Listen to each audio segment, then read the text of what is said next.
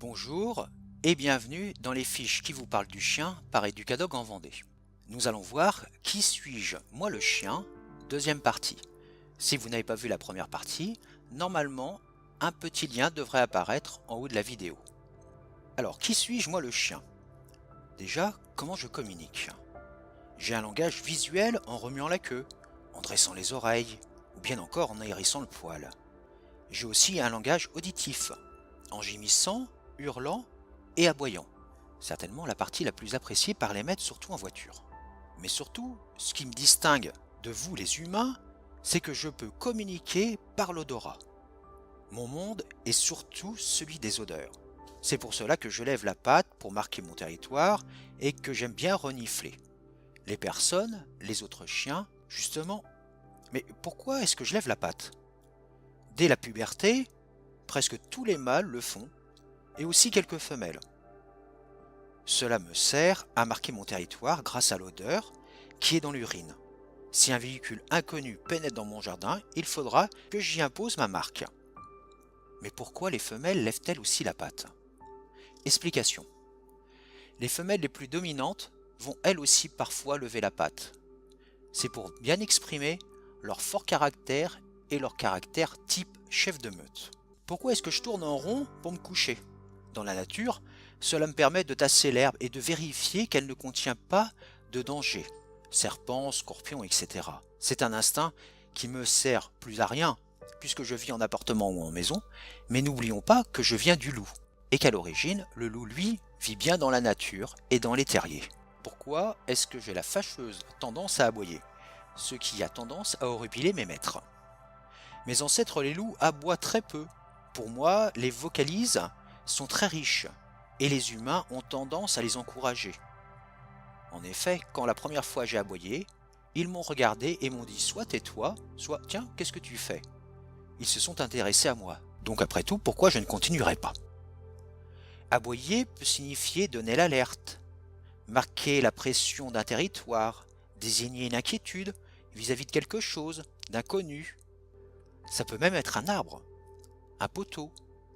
Le changement d'une balade, quand je suis assez grand et que malheureusement chiot, je n'ai pas été habitué à me balader partout, eh bien quand je vois quelque chose qui peut me faire peur, eh bien j'aboie. Parfois j'aboie aussi juste pour communiquer avec mon maître, ou tout simplement parce que je m'ennuie et j'ai envie qu'il s'occupe de moi.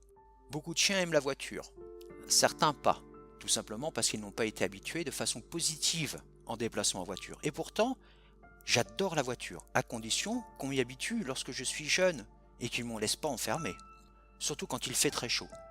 N'oubliez pas que si vous me renfermez l'été dans une voiture et qu'il fait très chaud, la législation autorise un passant à casser la vitre pour me sauver la vie. J'ai aussi une ouïe exceptionnelle, donc inutile de vous pencher sur moi pour me crier dans les oreilles. J'entends très très bien. N'oublions pas que mes ancêtres avaient besoin de ce sens très développé pour pouvoir se nourrir, en chassant ou pour échapper à des prédateurs. C'est surtout les sons aigus que j'entends le mieux. Une voix criarde, ce n'est pas forcément utile. Souvent, chez les humains, ils disent de moi, surtout quand je suis un mâle, que j'ai besoin de m'accoupler pour être heureux, ou bien quand c'est une femelle, que c'est indispensable pour son bien-être. Eh bien c'est faux.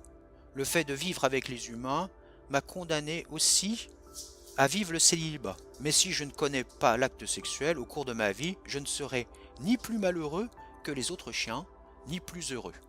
Cela ne changera absolument rien pour moi. Un truc aussi que j'aime beaucoup faire et qui horripile profondément les humains. Mes maîtres crient à chaque fois, c'est me rouler dans les ordures. Selon les critères des canidés, plus une odeur est forte, plus elle est intéressante.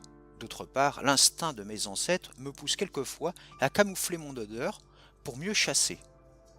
Enfin, pour le chien de la ville, une odeur de putréfaction est comme une drogue qui lui permet de renouer enfin avec les situations fortes de la nature. J'ai aussi besoin de beaucoup d'eau. La quantité dont j'ai besoin dépend bien sûr de mon alimentation, de mon activité et du climat. À l'heure actuelle, il est plus commode de me nourrir avec une nourriture industrielle, comme les croquettes. Il me faut donc un demi-litre d'eau si je pèse 5 à 6 kg, 3/4 de litre d'eau si je pèse 10 kg, 1 litre si je pèse 15 kg, 1,25 litre à peu près si je pèse 20 kg, 1,5 litre si je pèse 30 kg et 2,5 litres si je pèse 50 kg et même 2,8 litres si je pèse 60 kg. Mon eau doit être bien évidemment fraîche et propre. Merci de laver ma gamelle de nourriture et d'eau tous les jours. Voilà, vous en savez maintenant un peu plus sur Qui suis-je, moi le chien. Je vous donne rendez-vous très bientôt pour une nouvelle fiche par Educadog en Vendée.